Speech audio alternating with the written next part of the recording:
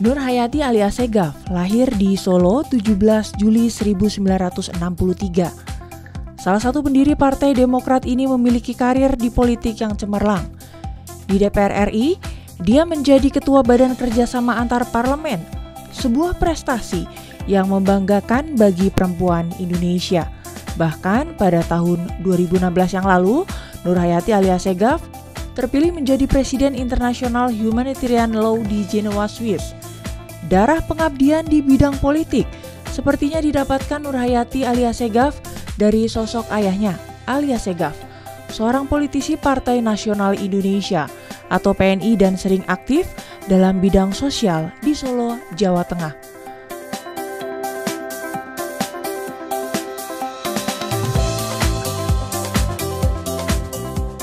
Perempuan anak ke-11 dari 15 bersaudara ini memiliki kegemaran membaca dan membantu sesama, serta pernah bercita-cita menjadi sekjen PBB di masa kecilnya.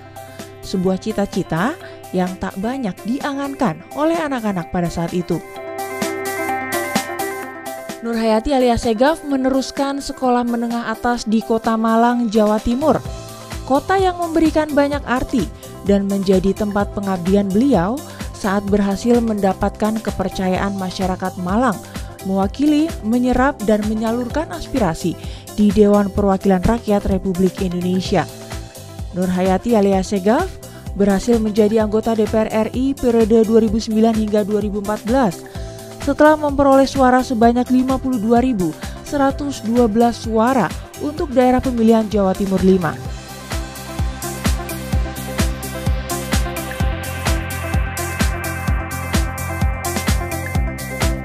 Nur Hayati alias Segaf kembali terpilih menjadi anggota DPR RI periode 2014-2019 dari dapil yang sama dengan perolehan 18.162 suara.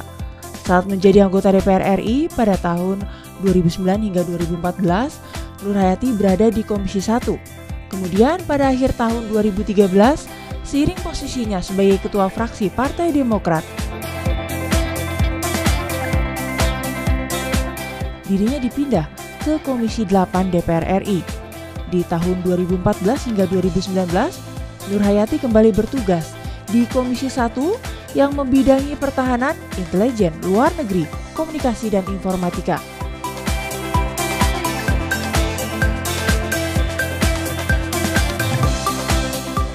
Capaian prestasi yang tak bisa dianggap sebelah mata dari sosok perempuan parlemen, Nur Hayati alias Segaf yang selalu totalitas dalam mengemban amanat sebagai wakil rakyat.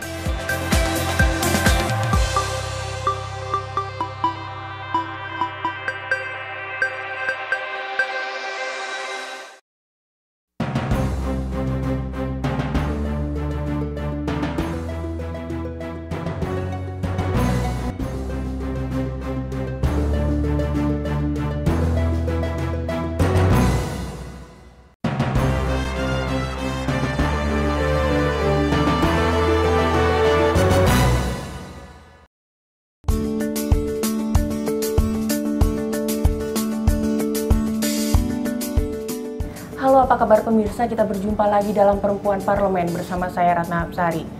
Kali ini saya akan ngobrol langsung dengan salah satu perempuan yang sebenarnya menjadi inspirasi saya secara pribadi. Karena beliau ada perempuan yang cerdas, dekat di hati masyarakat, khususnya di dapilnya, dan juga menjadi perempuan yang cerdas yang bisa melakukan diplomasi politik dengan negara-negara sahabat. Kita langsung ngobrol bersama Ibu Nur Hayati alias Segaf. Halo Ibu, apa kabar? Halo Ratna, apa kabar? Senang jumpa lagi sama kau. Sehat. Ibu bagaimana, sehat? Alhamdulillah sehat. Bagaimana kabar Ibu di kegiatan-kegiatan di Komisi 1 ya Bu ya? Aduh, itu kegiatan-kegiatan apalagi akhir-akhir ini ya. Sekarang ini saat pembahasan anggaran itu sangat sibuk. Tahu kan bahwa kita setiap kali kalau tidak membahas anggaran tentunya kita melakukan fungsi legislasi dan juga fungsi pengawasan. Banyak sekali kita terlibat dalam panja-panja ya, misalnya panja sekarang dalam saya terlibat di panja interkoneksi, panja visa dan lain sebagainya, banyak sekali. Dan yang jelas untuk menarik sekali untuk panja interkoneksi ini karena kita ingin bahwa operator-operator yang ada di Indonesia ini memberikan pelayanan sebaik mungkin dengan harga yang semurah mungkin, supaya masyarakat di era teknologi ini bisa menikmati teknologi dengan harga yang tidak mahal. Melek teknologi dengan teknologi, mendapatkan teknologi dengan harga yang reasonable. Iya, betul. Dan untuk Komisi 1, apa yang sedang concern dibahas, Ibu? Concern tentunya tentang visa. Ya, jadi bagaimana bebas visa dan lain sebagainya ini tentunya harus kita evaluasi, karena itu ada di Kementerian Luar Negeri juga kan. Kemudian juga kita menginginkan bahwa resiprokal itu artinya sebagai Indonesia sebagai negara yang berdaulat gitu ya, itu tidak hanya bisa memberikan bebas visa kepada orang asing ya untuk datang, tetapi kita juga bisa dihargai sebagai bangsa yang berdaulat untuk datang ke negara itu juga bebas visa. Jadi itu yang disebut resiprokal di dalam diplomasi. Itu yang sedang Ibu perjuangkan di Komisi 1. Iya. Sedangkan yang di BKSAP, Badan Kerjasama Antar Parlemen. Itu Ibu prestasinya besar sekali di sana, Bu. Alhamdulillah. IPU dan semuanya Ibu lakukan. Ya, jadi alhamdulillah saya juga senang, Ratna, karena ternyata ada yang mengikuti saya. Saya sebetulnya bukan inspirasi siapa-siapa, tapi saya senang kalau ada orang yang bisa mengikuti, karena keprihatinan saya yang utama adalah dengan pengalaman saya di Badan Kerjasama Antar Parlemen ini, saya ingin menunjukkan bahwa masyarakat Indonesia yang mayoritasnya itu penduduknya beragama Islam, itu umat Islamnya itu Islam sebagai rahmatan lil alamin. Artinya apa? Kita menjalankan apa yang digariskan oleh agama, karena agama itu adalah faith, ya, faith yang ketika kita mempercayai, meyakini, tidak perlu diperdebatkan. Sempat ada sorotan nggak, Bu, Ibu menggunakan hijab, kemudian tampil di podium, ada sorotan dan mata dari orang-orang atau ada pembicara-pembicara lain sempat? Alhamdulillah tidak ada masalah, ya, tidak ada masalah. Pernah dipertanyakan, bukan dipermasalahkan, dipertanyakan ketika saya menjadi presiden parlemen perempuan ya di IPU itu, saya kan selalu membuka pidato saya, sambutan saya dengan memulainya dengan Bismillahirrahmanirrahim. Kemudian ada yang menanyakan, kenapa kamu selalu membuka dengan Bismillahirrahmanirrahim? Kemudian saya jelaskan, gitu ya. Bagaimana saya menjelaskan? Saya bilang Bismillahirrahmanirrahim itu artinya adalah dengan nama Tuhan. Dengan nama Tuhan itu artinya Tuhan saya, Tuhan kamu, Tuhannya siapa saja. Kemudian saya katakan bahwa saya ini percaya bahwa Tuhan itu menciptakan dunia dengan isinya itu untuk semua makhluknya. Meskipun dia tidak percaya dengan Tuhan, dia berhak hidup di dunia ini dalam keadaan aman dan sejahtera. Jadi itu saya katakan. Kemudian dia diam dan setelah itu tidak ada lagi yang mempermasalahkan. Saya mengucapkan Bismillahirrahmanirrahim. Karena saya bilang siapapun mengucapkan dengan agamanya kita hargai kok, gitu kan. Jadi tidak ada masalah dan alhamdulillah itu mereka senang sekali dan mereka bilang penjelasan kamu jelas gitu, dan itulah saya gitu ya. Jadi agama yang kita yakini, karena kita sudah yakini kebenarannya, jangan dipermasalahkan lagi, berkiprahlah ke depan, pikirkan yang lebih besar gitu, tidak hanya untuk diri sendiri atau keluarga, tapi untuk kepentingan yang lebih besar. Kepentingan yang lebih besar itu apa? Bangsa dan negara.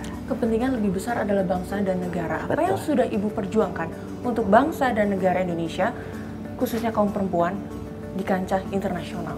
Menarik sekali. Pertanyaannya begitu ini ya, tapi alhamdulillah karena saya ini bekerja dengan saya ukur gitu. Jadi saya selalu, misalnya kenapa saya masuk ke politik, kenapa itu selalu saya rencanakan ya. Jadi saya ukur alasannya apa, kenapa saya harus ini, kemudian apa yang akan saya capai, begitu apa ya. Yang mau diperjuangkan. Betul. Jadi ketika mungkin background saya karena saya selalu begitu ya, saya plan my work and work at my plan. Jadi saya selalu merencanakan apa yang akan saya kerjakan, kemudian saya berjalan di atas rencana saya. Dari kecil saya bermimpi, ya. Dari kecil saya bermimpi, sejak SMP saya bermimpi untuk menjadi Sekjen PBB. Bayangkan. Jadi Sekjen kemudian PBB sejak SMP. Di saat orang-orang sebenarnya nggak pernah punya mimpi seperti itu. Benar. Ibu menjadi sekjen PBB. Tetapi coba lihat saya, ya, bukan saya ngecap, artinya Betul, saya ingin memberikan motivasi bahwa ada visi sejak kecil di situ. Impian itu bisa dicapai asal tadi kita fokus. Betul. Mencapai mimpi kita. Jadi mimpi itu prinsip saya dream big, ya, dream big, act small, start now. Ya, bermimpilah yang besar, ya, mulailah dari yang kecil dan dari sekarang. Jadi jangan ditunda-tunda, jangan berharap bahwa kita bisa mulai dari yang besar atau harus langsung besar. Tidak, karena semua itu berproses.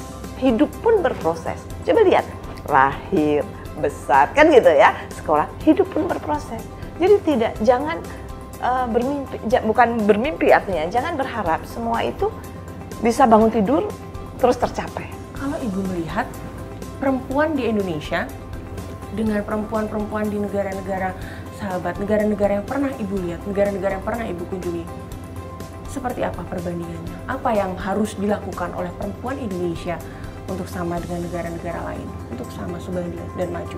Ya, jadi tentunya yang pertama yang saya ingin berikan ini ya kepada perempuan Indonesia, sama sebetulnya saya juga perempuan Indonesia, ya, dan apa yang saya lakukan, saya yakin banyak yang sudah melakukan dan banyak yang lebih sukses dari saya. Ya, saya yakin itu. Saya ini hanya bagian kecil dari perjuangan perempuan Indonesia. Kita lihat dari dulu Kartini dan lain sebagainya, ya sudah lebih. Saya yakin bahwa saya salah satunya saja, salah satu bagian terkecil dari perjuangan perempuan. Tetapi yang saya ingin, yang selalu saya tekankan, ya, baik kepada diri saya, sebetulnya ini semua buat diri saya juga, gitu. Betul. Ya. Itu adalah mari sama-sama kita pandai memanfaatkan waktu, menggunakan waktu dengan baik, gitu ya. Artinya apa? Jangan menunda-nunda, gitu ya. Jangan kemudian mengatakan nanti juga selesai. Ya, sebuah masalah harus dihadapi.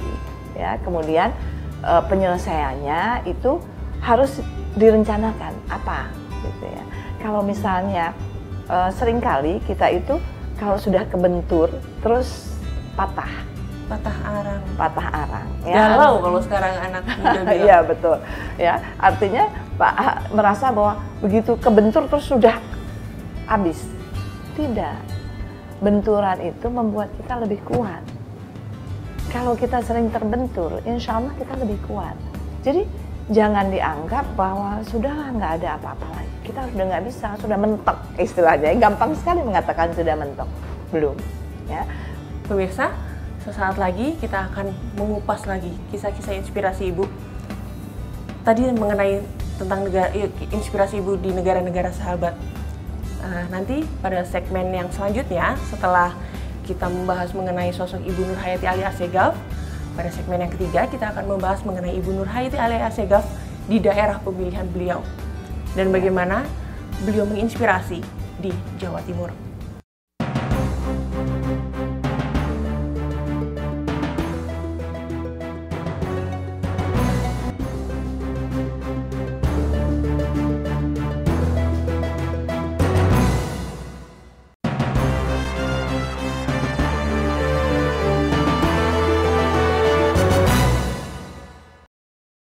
Dan pada segmen yang terakhir ini kita akan membahas mengenai apa yang setelah Ibu lakukan di daerah pemilihan Ibu, yaitu daerah pemilihan Jawa Timur.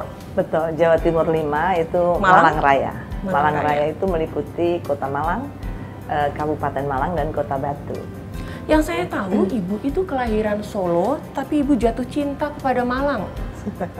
Kenapa Ibu? Jadi ini lucu ya, ini yang paradigma yang harus kita rubah ya, bahwa orang selalu mengatakan bahwa asli itu karena lahir. Betul. Gitu ya. Jadi ini selalu itu kalau beliau kan asli, bukan putra daerah, bukan putri daerah, tapi kenapa beliau sayang banget sama Malang? Nah, itu ini anak saya juga, saya belajar dari keluarga ya, anak saya. Anak saya itu kan yang satu lahir di Amerika, kemudian yang kedua lahir di Jepang. Nah, ketika dia ditanya, Ibu aslinya mana? Kemudian dikaitkan dengan kelahiran. Terus ketika dia ditanya, kamu lahir di mana gitu, dia berbohong. Dia bilang saya lahir di Wonosobo, padahal dia lahir di Jepang. Tapi dia ketipkan matanya bahwa dia tahu maminya nggak suka kalau tidak mengajarkan kebohongan. Jadi dia bilang nanti saya jelaskan, gitu ya. Kemudian ketika saya minta penjelasannya, dia bilang, kan tahu saya kalau lahir itu dikaitkan dengan keaslian, gitu kan. Nah, sehingga kalau saya bicara saya lahir di Jepang dengan kulit saya yang hitam, apakah saya berarti orang Jepang, begitu kan dia. Nah, ini salah satu argumentasi dia, argumentasi gitu kan? Dia ya. Jadi saya katakan di Wonosobo sehingga tidak ada pertanyaan-pertanyaan lainnya gitu. Nah, ini tadi berkaitan dengan lahir. Saya memang lahir di Solo ya. Tapi kenapa saya Malang itu saya anggap my hometown gitu ya, bukan my second tapi my hometown gitu ya. Kenapa? Karena saya besar di Malang. Oleh karenanya ketika saya maju sebagai calon legislatif ya, calon anggota DPR, saya ditanya waktu itu sama ketua umum saya, Bu Nur Hayati, bagaimana kalau Bu Nur Hayati di tempat lain saja, gitu kan? Saya bilang, saya bilang, Pak, saya tidak ingin menjadi anggota DPR, saya bukan ingin jabatan, saya ingin menjadi anggota DPR hanya untuk mewakili rakyat Malang Raya. Kenapa? Karena saya merasa, Ratna, bayangkan saya sudah waktu itu saya kuliah di luar negeri ya, saya kuliah di Amerika, saya hidup di berbagai belahan dunia gitu, saya sudah jalan. Kemudian ketika saya kembali ke Malang, ya Malang itu masih tetap seperti sebelum ketika saya meninggalkan Malang. Ini nggak fair. Saya besar, ya saya makan nasi dari petani Malang gitu ya, kemudian dari masyarakat Malang yang sudah membesarkan saya, sudah membuat saya menjadi begini. Masa saya tidak ingin mengabdi? Karena itu darah nasionalisme itu, iya, yang membuat ibu mau mengabdi dan Insya Allah totalitas untuk masyarakat. Saya kadang-kadang bingung, Ratna. Saya kadang-kadang nangis sama Allah tentunya ya. Saya bilang, kenapa saya begitu begitu cinta, diberi kekuatan dan alhamdulillah ya diberi kekuatan untuk terus saja melangkah dan berjuang. Seperti tadi ditanyakan apa yang sudah saya lakukan di Malang Raya, ya saya kira nggak fair kalau saya mengatakan bahwa saya sudah melakukan. Saya udah bangun ini bangun itu, tapi masyarakat pasti sudah tahu seperti apa. Tapi saya juga selalu mengatakan kepada masyarakat, saya itu kelemahan saya satu, ketika saya kampanye ya jadi caleg, saya nggak bisa bilang pilih saya, nggak keluar dari mulut saya. Oh ya, keluar dari mulut saya. Tapi ibu bisa memenangkan kursi ini loh, Bu. Ya alhamdulillah 3 kali berturut-turut, itu nggak bisa keluar dari mulut saya. Makanya saya juga bilang sama tim saya yang kebetulan sekarang mereka begitu, masyarakat Malang kan menginginkan saya tidak hanya ibu setelah ibu 3 kali menjadi anggota DPR kita pilih gitu ya.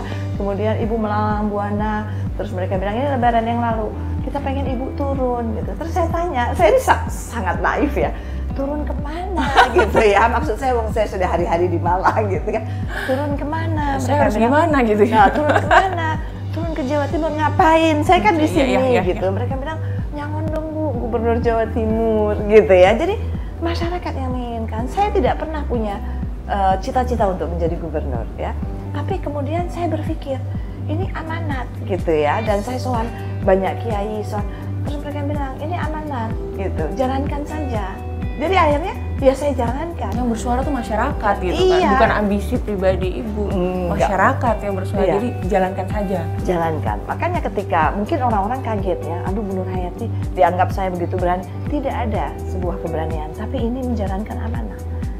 Ibu berkiprah di luar negeri, ibu juga berkiprah di ibu kota, di Senayan, di DPR RI, dengan segala macam agenda di Komisi 1 dan di BKSAP. Kemudian ibu harus ke Malang. Itu ibu kok bisa tidak capek ya Bu, tidak lelah itu? Apa yang membuat Ibu Nur Hayati alias Asegaf itu tidak pernah lelah untuk melayani, untuk mengabdi kepada masyarakat bangsa dan negara? Alhamdulillah ya, alhamdulillah itu saya juga bersyukur sama Allah. Karena apa? Saya berpikir bahwa ketika kita itu, seperti tadi saya katakan, saya mengurus orang banyak. Sebetulnya saudara-saudara saya, kakak-kakak saya juga bingung kan, dia mengatakan, kenapa sih kamu nggak fokus saja ngurus anaknya gitu ya, mungkin ya. Tapi saya bilang, saya yakin seperti bapak saya kan, bahwa ketika kita mengurus orang banyak, nanti Allah akan mengatur rezeki untuk orang banyak, dan anak saya tentunya sudah akan kecukupan gitu kan. Nah kemudian kenapa tidak? Karena buat saya sayang kalau saya itu tidak memanfaatkan waktu dengan benar, dengan baik dan benar. Artinya siapa? ketika saya di sini saya harus mampu. Waktu itu kita yang mengatur, bukan kita diatur waktu. Misalnya saya pernah, Ratna, bayangkan tidur, saya kan dulu dari kedokteran juga ya, dari Universitas dari Fakultas Kedokteran Universitas Brawijaya. Saya kan belajar tentang itu. Sebetulnya semua tubuh kita ini manajemennya bukan by nature atau tapi Allah yang mengatur manajemennya gitu ya. Ketika kita tidur, apakah harus 8 jam? Bohong kalau kita tidur harus 8 jam menurut dokter gitu kan. Padahal penciptanya tidak mengatakan bahwa kamu harus tidur 8 jam ya, tetapi ditekankan bahwa hidup itu jalanin saja dengan ikhlas, dengan syukur ya, dengan bersyukur. Nah, ketika saya jadi ketua fraksi ya, ketua fraksi Partai Demokrat, memimpin 148 anggota DPR RI ya, yang notabene-nya hampir semuanya laki-laki ya. Kemudian betapa tantangan saya luar biasa ya, tapi ini sebuah kepercayaan dan sebuah amanah, di mana fokus saya adalah memastikan bahwa kerja pemerintah khususnya tentang program-program yang pro rakyat bisa disetujui kan gitu, bisa disepakati. Itu tugas utama saya gitu kan. Nah, bagaimana saya merangkul semuanya? Tentunya itu bukan sebuah kalau orang melihat mungkin biasa gitu ya. Tidak, itu luar biasa. Apa yang saya lakukan?